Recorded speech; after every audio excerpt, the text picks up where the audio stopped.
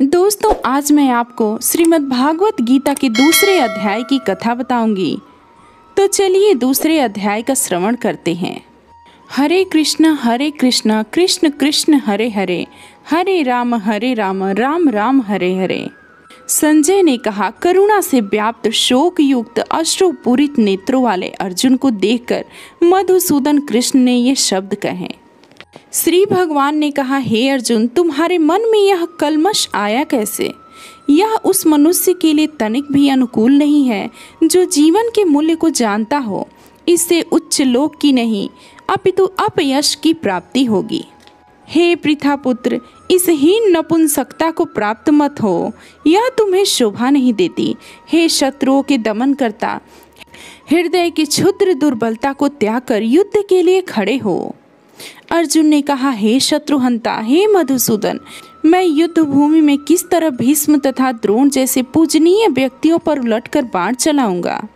ऐसे महापुरुषों को जो मेरे गुरु हैं, उन्हें मारकर जीने की अपेक्षा इस संसार में भीख मांगकर खाना अच्छा है। भले ही वे सांसारिक लाभ के इच्छुक हो, किंतु हैं तो गुरुजन ही। यदि उनका वध होता है तो हमारे द्वारा भोग्य प्रत्येक वस्तु उनके रक्त से सनी होगी।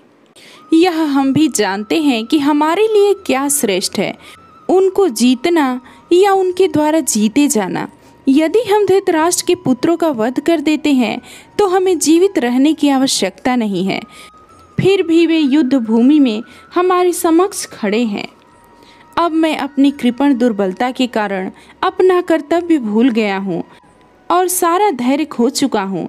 ऐसी अवस्था में मैं आपसे पूछ रहा हूँ कि जो मेरे लिए श्रेयस्कर हो उसे निश्चित रूप से बताएं। अब मैं आपका शिष्य हूँ और आपका शरणागत हूँ, कृपया मुझे उपदेश दे। मुझे ऐसा कोई साधन नहीं दिखता जो मेरी इंद्रियों को सुखाने वाले इस शोक को दूर कर सके।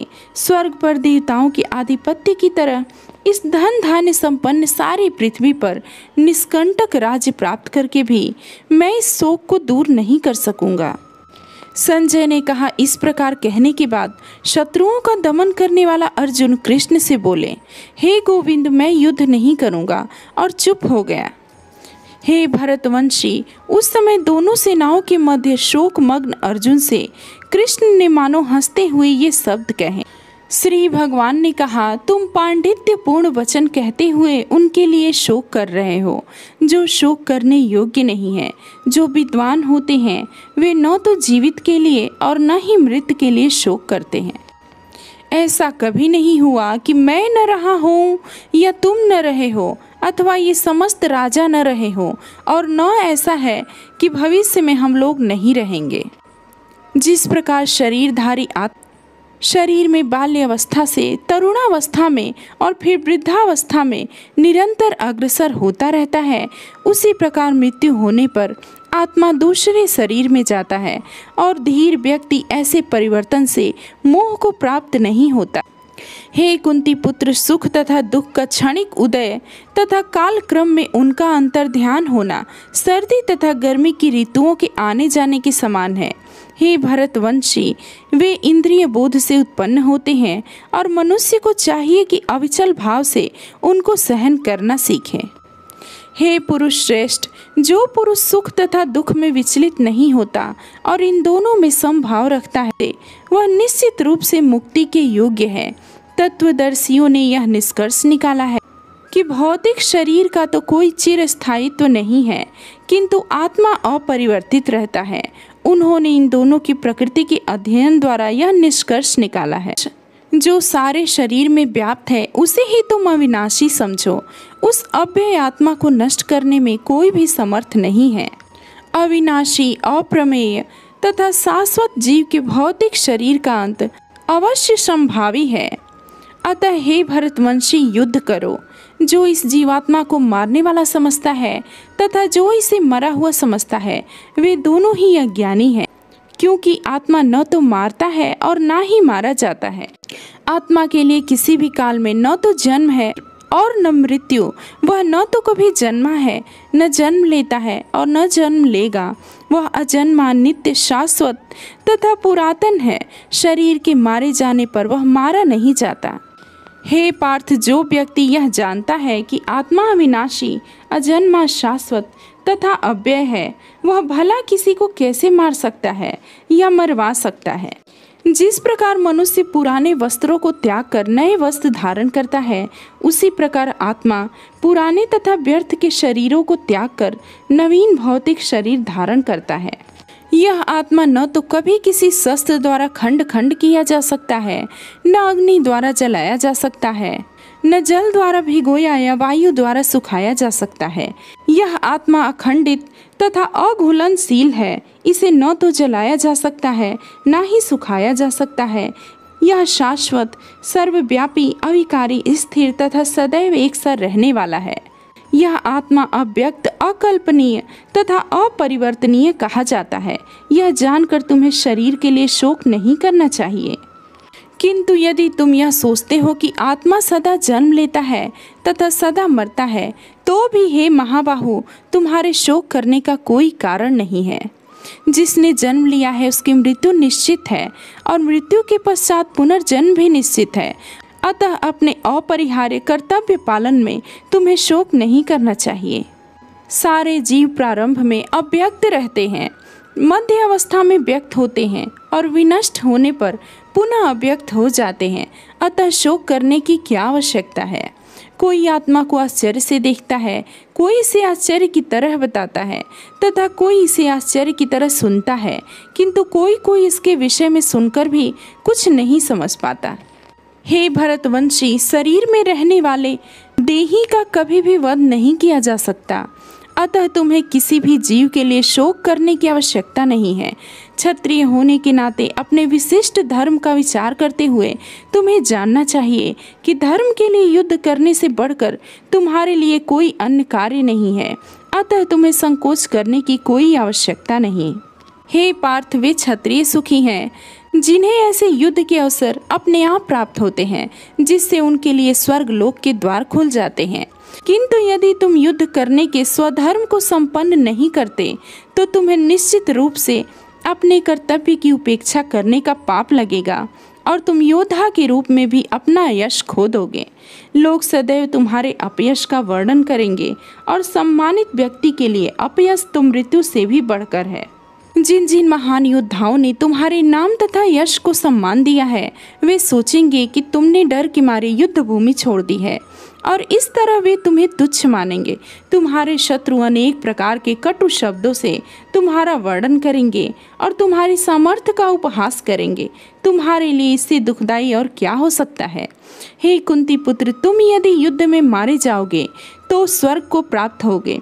यदि तुम जीत जाओगे तो पृथ्वी के साम्राज्य का भोग करोगे। अतः दृढ़ संकल्प करके खड़े हो और युद्ध करो।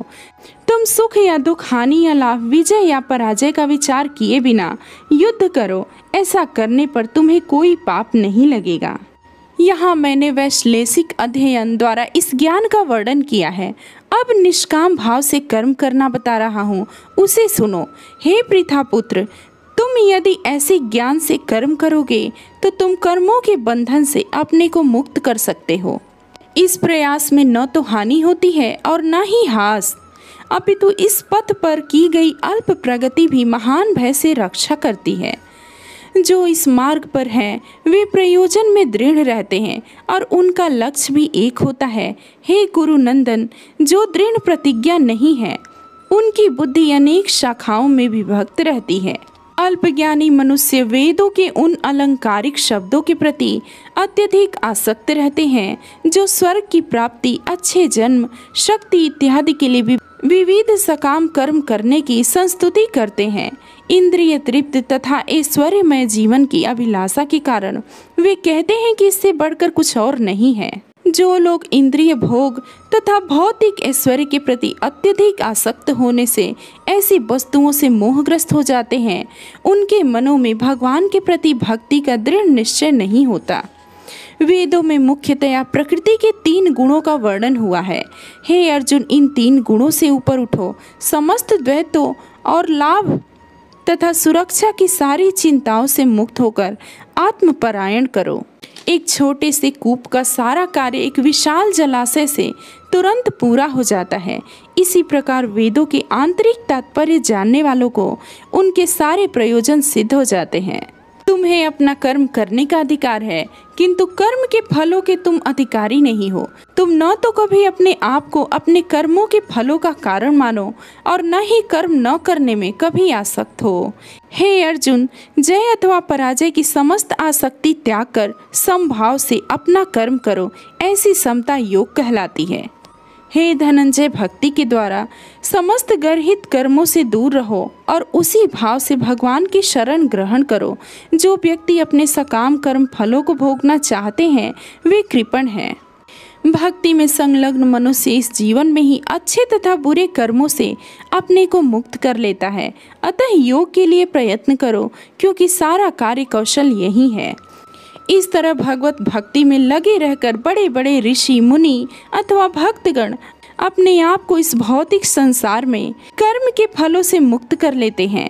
इस प्रकार वे जन्म मृत्यु के चक्र से छूट जाते हैं और भगवान के पास जाकर उस अवस्था को प्राप्त करते हैं जो समस्त दुखों से परे है। जब तुम्हारी बुद्धि मोह रूपी सघन वन को पार कर जाएगी तो तुम सुने हुए तथा सुनने योग्य सबके प्रति अनन्य मनस्क हो जाओगे। जब तुम्हारा मन वेदों की अलंकारमयी भाषा से विचलित न हो और वह आत्म साक्षात्कार समाधि में स्थिर हो जाए, तब तुम्हें दिव्य चेतना प्राप्त हो जाएगी। अर्जुन ने कहा, हे कृष्ण, आध्यात्म में लीन चेतना वाले व्यक्ति के क्या लक्षण हैं? वह कैसे बोलता है तथा उसकी भाषा क्या है? वह किस तरह बैठता और चलता है? श्री भगवान ने कहा, हे पार्थ, जब मनुष्य मनोधर्म से उत्पन्न होने वाली इंद्रिय तृप्ति की समस्त कामनाओं का परित्याग कर देता और जब इस तरह से विशुद्ध हुआ उसका मन आत्मा में संतोष प्राप्त करता है, तो वह विशुद्ध दिव्य चेतना को प्राप्त कहा जाता है। जो त्रय तापों से होने पर भी मन में विचलित नहीं होता अथवा सुख से प्रसन्न नहीं होता और जो आसक्ति, भय तथा क्रोध से मुक्त है, वह स्थिर मन वाला मुनि कहलाता है। इस भौतिक जगत में जो व्यक्ति न तो शुभ की प्राप्ति से हर्षित होता है और न अशुभ की प्राप्ति होने पर उसे घृणा करता है, वह पूर्ण ज्ञान में स्थिर होता है। जिस प्रकार कछुआ अपने अंगों को संकुचित करके खोल के भीतर कर लेता है, उसी तरह जो मनुष्य अपनी इंद्रियों को इंद्रिय विषयों से खींच लेता है, वह पूर्ण चेतना में दृढ़ता पूर्वक स्थिर होता है। देहधारी जीव इंद्रिय भोग से भले ही निवृत्त हो जाए, पर उसमें इंद्रिय भोगों की इच्छा बनी रहती है। लेकिन उत्तम रस के अनुभव होने से ऐसे कार्यों को बंद करने पर वह भक्ति में स्थिर हो जाता है। हे अर्जुन, इंद्रियां इतनी प्रबल तथा वेगवान है कि वे उस विवेकी पुरुष के मन को भी बलपूर्वक हर लेती है जो उन्हें वश में करने का प्रयत्न करता है। जो इंद्रियों को पूर्णतया वश में रखते हुए इंद्रिय संयमन करता है और अपनी चेतना को मुझ में स्थिर कर देता है, वह मनुष्य स्थिर बुद्धि कहलाता है। इंद्रिय विषयों का चिंतन करते हुए मनुष्य की उनमें आसक्ति उत्पन्न हो जाती है और ऐसी आसक्ति के काम उत्पन्न होते हैं और फिर काम से क्रोध प्रकट होता है। क्रोध से पूर्ण मोह उत्पन्न होता है और मोह से स्मरण शक्ति का विभ्रम हो जाता है। जब स्मरण शक्ति भ्रमित हो जाती है तो बुद्धि नष्ट हो जाती है और बुद्धि नष्ट होने पर मनुष्य भवकूप में पुनः गिर जाता है। किंतु समस्त राग तथा द्वेष से मुक्त एवं अपनी इंद्रियों को संयम द्वारा वश में करने में समर्थ व्यक्ति भगवान की पूर्ण कृपा प्राप्त कर सकता है। इस प्रकार से कृष्ण भावनामृत में तुष्ट व्यक्ति के लिए संसार के तीनों ताप नष्ट हो जाते हैं और ऐसी तुष्ट चेतना होने पर उनकी बुद्धि शीघ्र ही स्थिर हो जाती है। जो कृष्ण भावनामृत में परमेश्वर से संबंधित नहीं है, उनकी न तो बुद्धि दिव्य होती है और न ही मन स्थिर होता है, जिसके बिना शांति की कोई संभावना नहीं है। शांति के बिना सुख हो भी कैसे सकता है? जिस प्रकार पानी में तैरती नाव को प्रचंड वायु दूर बहा ले जाती है, उसी प्रकार विचरणशील इंद्रियों में से कोई एक जिस पर मन निरंतर लगा रहता है, मनुष्य की बुद्धि को हर लेती है। अतः हे महाबाहु, जिस पुरुष की इंद्रियां अपने अपने विषयों से सब प्रकार से विरत होकर उसके वश में है, उसी की बुद्धि निसंदेह स्थिर है। जो सब जीवों के लिए रात्रि है, वह आत्म संयमी के जागने का समय है, और जो समस्त जीवों के जागने का समय है वह आत्मनिरीक्षक मुनि के लिए रात्रि है। जो पुरुष समुद्र में निरंतर प्रवेश करती रहने वाली नदियों के समान इच्छाओं के निरंतर प्रवाह से विचलित नहीं होता और जो सदैव स्थिर रहता है, वही शांति प्राप्त कर सकता है, वह नहीं जो ऐसी इच्छाओं को तुष्ट करने की चेष्टा करता हो। जिस व्यक्ति ने इंद्रिय तृप्ति की समस्त इच्छाओं का परित्याग कर दिया है, जो इच्छाओं से रहित रहता है और जिसने सारी ममता त्याग दी है तथा अहंकार से रहित है, वही वास्तविक शांति को प्राप्त कर सकता है। यह आध्यात्मिक तथा ईश्वरीय जीवन का पथ है, जिसे प्राप्त करके मनुष्य मोहित नहीं होता। यदि कोई जीवन के अंतिम समय में भी इस तरह स्थित हो तो वह भगवत धाम में प्रवेश कर सकता है। इस प्रकार श्रीमद् भागवत गीता के द्वितीय अध्याय गीता का सार का भक्ति वेदांत तात्पर्य पूर्ण हुआ। ओम नमो भगवते वासुदेवाय नमः।